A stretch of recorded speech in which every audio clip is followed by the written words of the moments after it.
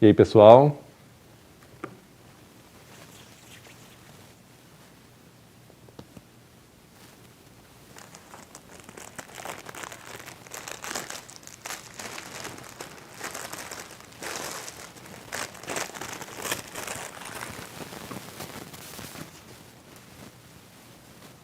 Eu espero que esteja tudo bem com vocês. Eu sou o professor Renato e estou aqui para a nossa aula do mês de dezembro, que é a nossa última aula do ano.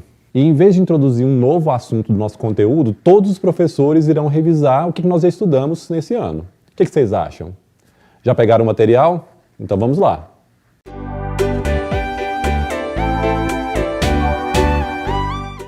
Foram muitos os conteúdos abordados nesse ano. E hoje que nós vamos revisar o que nós estudamos, nós vamos focar em alguns pontos-chave do conteúdo do oitavo ano. Eu acho que vocês conseguiram perceber que o grande foco das nossas aulas foi o corpo humano, porque é muito importante nós entendermos como o nosso corpo funciona. Então nós vamos fazer aquela corrida nas aulas de ciências anteriores. Na primeira aula de ciências com a professora Mariana, a temática foi a incrível máquina humana. E eu acabei falando essa expressão em muitas das nossas aulas. Por quê? Nós pegamos uma grande parte desse tema, que foi explicado no mês de junho, e nós fomos dividindo em partes. Aqui eu vou focar sobre uma parte muito importante que a Mariana explicou naquela aula do mês de junho. Ela explicou o fato de nosso corpo ser formado por células, assim como todos os outros seres vivos, exceto os vírus. Vocês lembram disso? Só que a organização, ela se inicia aí, porque um conjunto de células, ele forma um tecido, um conjunto de tecidos vai formar um órgão, um conjunto de órgãos, quando eles se agrupam para cumprir uma função, eles formam um sistema, e os sistemas em conjunto formam o organismo, que é o nosso corpo como um todo. Como seria complicado ou muito amplo falar do organismo todo de uma vez, nós dividimos o conteúdo em sistemas. E é praticamente que nós conversamos nas últimas aulas, não foi? Na segunda e na terceira aula de ciências, em que o tema era a energia que nos une, as aulas abordaram o reino vegetal, do qual fazem parte as plantas, que, diferentemente de nós, elas podem produzir o próprio alimento. Assim, elas são consideradas a base de toda a cadeia alimentar da biosfera. A Mariana explicou para vocês as características dos vegetais e quais grupos formam esse reino, quais características cada grupo tem, e isso é muito importante, tanto no sentido de entender a base da alimentação dos animais, como também a gente entender um pouco o porquê e como proteger esses seres vivos que são tão importantes para nós. Nas aulas seguintes, nós estudamos alguns dos sistemas do corpo humano, e na última aula nós comparamos esses sistemas com os de outros animais. Então, para a nossa revisão, eu resolvi fazer algo diferente. Nós vamos revisar o funcionamento dos sistemas que nós já estudamos, mas nós vamos falar também um pouco sobre a pandemia do Covid-19. Nós vamos revisar a estrutura e o funcionamento dos sistemas, relacionando com os sistemas com os sintomas da Covid. Pois nunca é demais falar as informações que são importantes para que ela nos ajude a evitar a contaminação e identificar os sintomas para procurar atendimento. A Covid-19 é uma doença causada por uma nova variedade de coronavírus. O próprio nome é uma abreviação de Coronavirus Disease 2019. O fato que ele, no caso, foi identificado e teve os seus primeiros casos confirmados ainda no último mês do ano de 2019. Como é uma nova variedade de um tipo de vírus já existente, o sistema imunológico dos seres humanos ele não estava preparado para poder combater a doença e levou a doença a se espalhar tão rápido e tão fortemente no mundo inteiro. E assim nós passamos de uma epidemia a uma pandemia. Os cientistas e os centros de pesquisa nas universidades de todo o mundo, eles estão desde o início da pandemia pesquisando e obtendo novas informações sobre a doença. Por isso é importante buscarmos informações sempre de fontes confiáveis.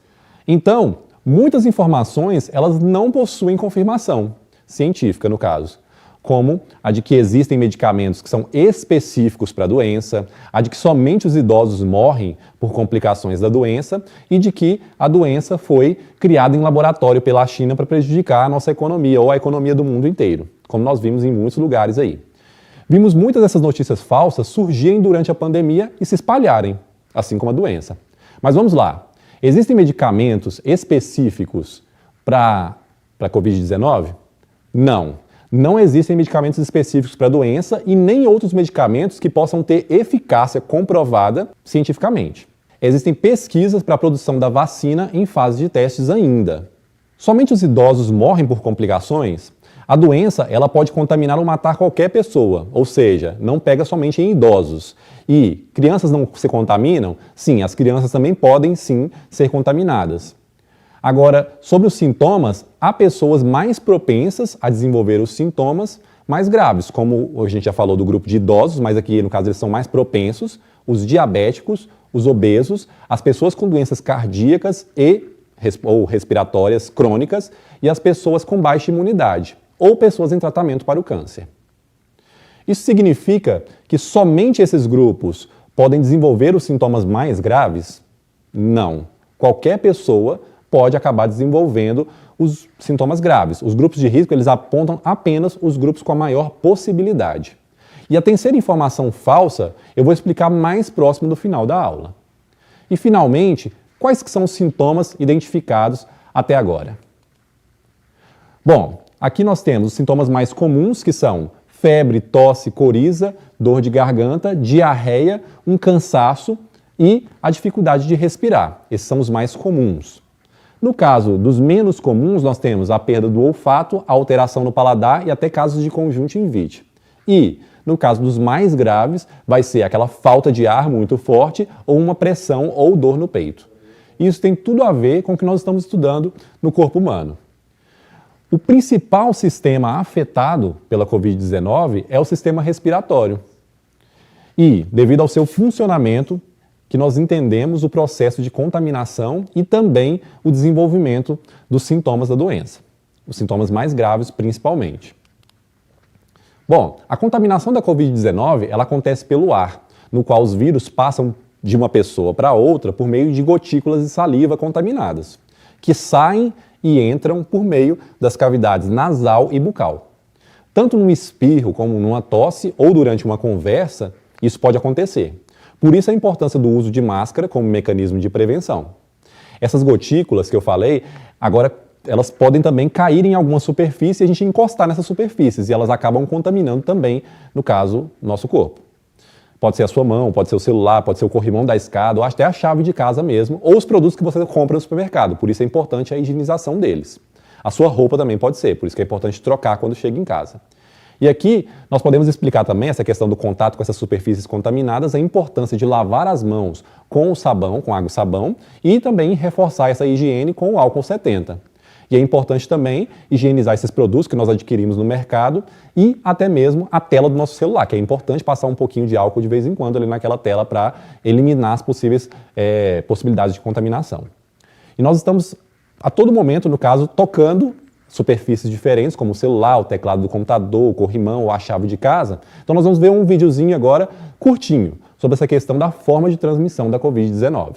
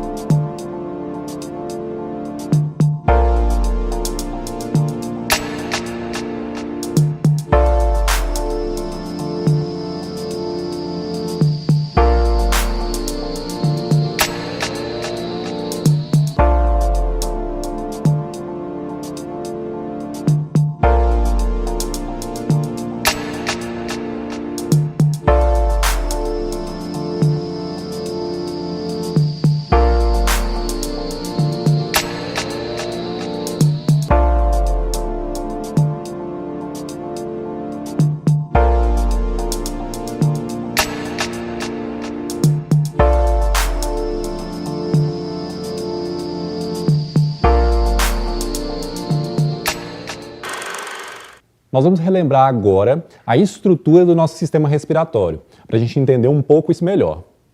Então, o nosso sistema respiratório, ele é composto por um conjunto de órgãos responsáveis pela respiração, ou seja, pelos quais o ar vai passar até chegar ao seu destino final, que seria, no caso, o principal órgão do sistema, que é o pulmão. E é nesse órgão, o pulmão, que é encontrado, no caso aqui, os alvéolos pulmonares. E esses alvéolos pulmonares, eles são estruturas responsáveis pela troca de gases com o sangue. Essa troca de gases acontece quando o oxigênio passa para o sangue e o gás carbônico ele é retirado do sangue para que ele seja eliminado do nosso corpo. Esse processo é denominado hematose, como vocês viram na aula do mês de setembro.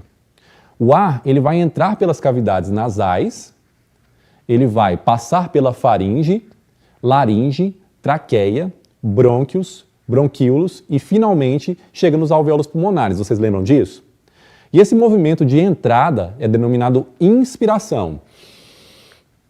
Para eliminar o ar com o gás carbônico, o percurso seria o inverso. Ele vai ser eliminado pela cavidade nasal ou bucal e esse movimento nós chamamos de expiração. Daí você pode perguntar, mas a boca não faz parte do sistema digestório, já que nós comemos por ela? Sim, porém vocês observem aqui que nós conseguimos ver que existe uma comunicação entre a cavidade bucal e a cavidade nasal, que ele vai chegar na faringe, até a faringe, que é um órgão que é compartilhado, como vocês lembram dessa aula, com o sistema digestório e respiratório. Depois que o ar, no caso, que passa pela faringe, ele vai seguir para a traqueia e o alimento ele é empurrado para o esôfago. São dois tubos diferentes. Então, agora nós vamos pensar no uso correto da máscara. Ela deve cobrir tanto a cavidade nasal quanto a cavidade bucal, pois, como nós já falamos, as gotículas contaminadas podem sair pelos espirros, pelo nariz ou pela tosse através da boca, ou também pela fala. E elas também vão eliminar gotas de saliva. E essa cavidade nasal e a cavidade bucal, elas também são a porta de entrada para esses vírus, já que além dessas gotículas, quando contaminamos a superfície, nós tocamos nela e depois levamos a mão ao nariz ou à boca. E esses vírus acabam entrando no nosso corpo. Por isso que é importante tapar a boca quando você for respirar, tapar a boca ou o nariz quando você for espirrar ou tossir, e evitar coçar o nariz ou tocar a boca com a mão. É importante lembrar que os sintomas mais graves, eles acontecem justamente nesse sistema, onde o pulmão vai sofrer uma inflamação grave, impedindo a respiração, como se o sistema tivesse entrado em colapso e por isso que a pessoa acaba sentindo a falta de ar e vai necessitar de um respirador artificial quando ela for para a unidade de saúde. Se nós vimos como o vírus entra no corpo, como é que ele se espalha? Isso é fácil, muitos de vocês já devem ter respondido aí de casa agora, né? Que é pelo sangue.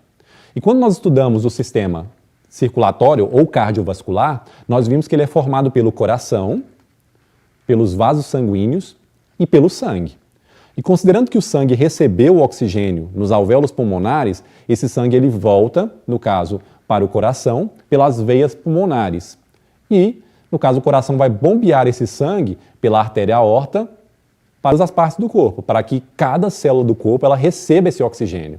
E tendo chegado em cada célula do corpo, o sangue vai recolher o gás carbônico nessas células produzido e depois ele volta com ele para o coração.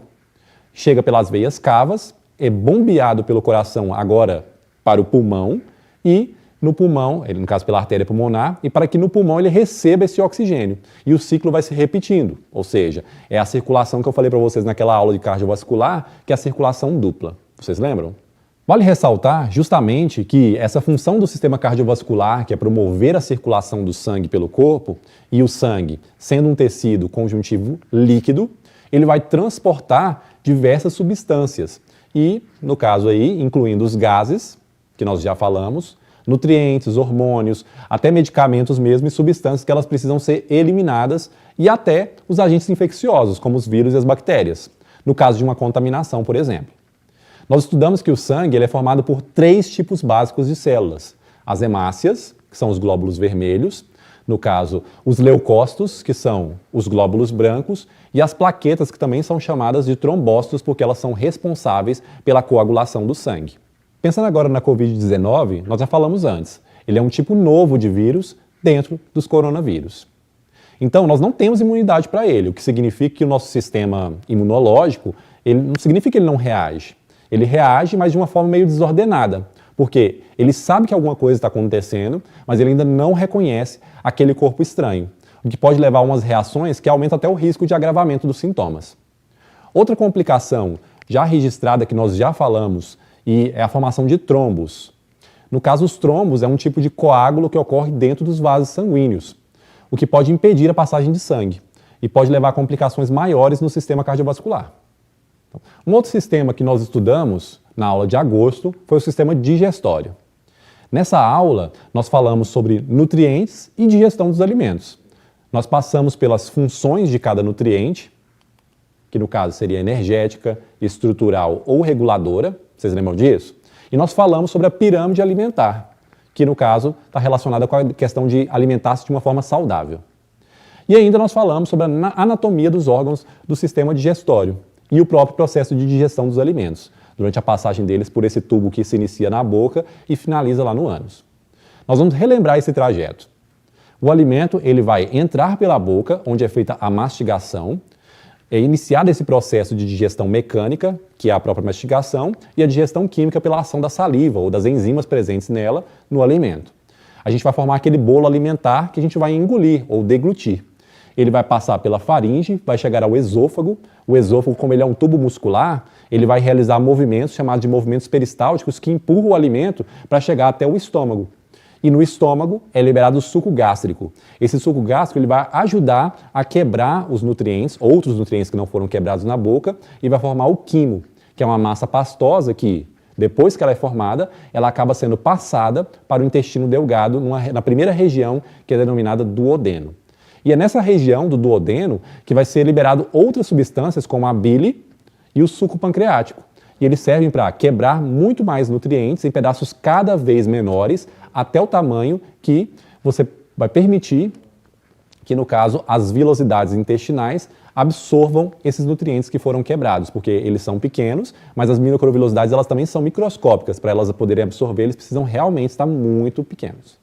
Após o caminho pelo intestino delgado e pelo grosso, os restos do processo da digestão, eles formam as fezes que vão acabar sendo eliminadas pelo ânus ao final do intestino grosso. E também há os sintomas que, no caso da COVID, são relacionados ao sistema digestório, como no caso a diarreia, em que a parede do intestino ela vai acabar se inflamando de uma forma muito forte e aí vai impedir que essas microvilosidades absorvam principalmente a água, por isso que as fezes elas vão sair líquidas durante a ocorrência de uma diarreia. Bom, lembrando que a diarreia ela pode ser um sintoma de várias doenças, é necessário que a gente verifique se há uma diarreia associada a um outro sintoma da COVID-19 para que a gente possa procurar o atendimento médico e você possa ser testado para a doença. Um outro sintoma menos comum, que no caso ocorre no sistema nervoso, mas vai afetar a digestão dos alimentos, é a perda do olfato ou, no caso, a alteração no sabor dos alimentos. E esse sintoma ele vai poder persistir aí após a recuperação da doença. Há casos que as pessoas ficam meses continuam com essa perda do olfato. Na aula do mês de outubro, nós estudamos o sistema genital e endócrino. E nós falamos sobre as mudanças que ocorrem durante a puberdade. Nós falamos ainda sobre as ISTs, que são as infecções sexualmente transmissíveis, que diferentemente da COVID-19, elas têm uma outra forma de transmissão, que é pela via sexual. E, na nossa aula de novembro, nós falamos sobre os sistemas do corpo de outros animais, comparando com os nossos. E vocês viram uma diversidade de formas de respirar, de se alimentar, de locomover e de se reproduzir. E nós vimos também uma questão relacionada ao parentesco evolutivo entre os grupos animais. Essa questão do parentesco evolutivo, nós até podemos puxar uma ligação para falar da hipótese provável de como foi o surgimento do vírus que causou a pandemia deste ano. Vocês lembram da notícia falsa, por exemplo, que eu comentei no início da aula, de que o vírus foi criado em laboratório na China para afetar a economia mundial? Então, ele foi criado em laboratório? Não. A resposta é não. Os vírus, eles são seres vivos que eles não têm células. Os únicos. Então, para sobreviver, eles precisam parasitar, que é entrar, usar, e na maioria das vezes eles vão acabar matando as células de outros seres vivos. Eles possuem material genético que pode ser ou DNA ou RNA, e esse material genético ele pode sofrer uma mutação, que é uma mudança na sua estrutura. E a partir daí, ele já será um novo vírus. Alguns vírus, eles são muito específicos. Eles acabam contaminando uma espécie só. Mas se eles sofrem mutação, eles podem passar para uma outra espécie e essa é a hipótese mais aceita atualmente pelos cientistas de que o coronavírus, presente em uma outra espécie animal, ele provavelmente, no caso, sofreu uma mutação, essa espécie provavelmente era de um mamífero, e ele sofre mutação e acaba sendo possível que ele possa contaminar a espécie humana. E o resto da história vocês já conhecem, né? Estão vendo aí acompanhando até hoje. Bom, vamos fazer um exercício? Qual é a principal forma de transmissão da Covid? Consumo de alimentos contaminados, o ato sexual desprotegido, o contato com gotículas de saliva e superfícies contaminadas pelo vírus ou a picada de mosquito transmissor. Essa aqui é muito fácil, não é? No caso aqui, o consumo de alimentos contaminados não é essa a alternativa nossa, a não ser que no caso você consuma o alimento diretamente cru ali, ou no caso sem fazer a higienização correta quando chega do mercado. No caso, o ato sexual desprotegido, a gente já viu que isso é uma característica de ISTs, são infecções sexualmente transmissíveis. O contato com as gotículas de saliva e superfícies contaminadas pelo vírus é a nossa resposta correta. E a letra D, picada de mosquito transmissor, esse é o caso da dengue, que é uma doença que nós conhecemos bem. Mas a nossa resposta correta aqui vai ser a letra C, contato com gotículas de saliva e superfícies contaminadas pelo vírus. Bom, vamos fazer outra? Quais dos sistemas abaixo que nós estudamos em aula não têm sintomas relacionados à Covid-19? Na letra A nós temos o sistema respiratório, na letra B, sistema digestório, na letra C, o sistema cardiovascular e na letra D, o sistema genital. A resposta correta vocês com certeza já sabem que é o sistema genital, porque nós vimos durante a aula de hoje que sistema respiratório, digestório e cardiovascular, os três sistemas acabam sendo afetados por sintomas causados pela Covid-19. Vamos fazer mais um exercício. Em qual estrutura ocorre a troca gasosa denominada hematose, em que o sangue recebe o oxigênio e libera o gás carbônico? A. Faringe. B. Laringe. C. Bronquíolos. Ou D. Alvéolos. Bom, vocês já viram que faringe e laringe são dois tubos pelos quais o ar passa, mas não ocorre nenhuma troca neles. Os bronquíolos são os galinhos da árvore que já ficam ali chegando até o pulmão, é uma ramificação dos brônquios. E lá no final dos bronquíolos é que a gente encontra aquelas estruturas que parecem um cachinho de uva, com uma redinha que seriam os vasos sanguíneos, que são os alvéolos. Então a nossa resposta correta, que é onde ocorre a hematose, são os alvéolos pulmonares. Então essa é apenas uma revisão de conteúdo, para te ajudar com as últimas atividades do portal, que também são de revisão. Eu acho que vocês deviam voltar lá no canal da Prefeitura de Uberlândia, tem uma playlist lá separadinha com todas as aulas para o 8º ano, de todas as disciplinas. Tá com dúvida? Volta lá, reassiste as aulas. As aulas de ciência elas são as aulas 3, 9, 16, 24, 32, 40 e 48. E esses não são o número da Mega Sena não, viu gente? No caso, essas são as aulas que são de ciências que estão lá na playlist do 8º ano.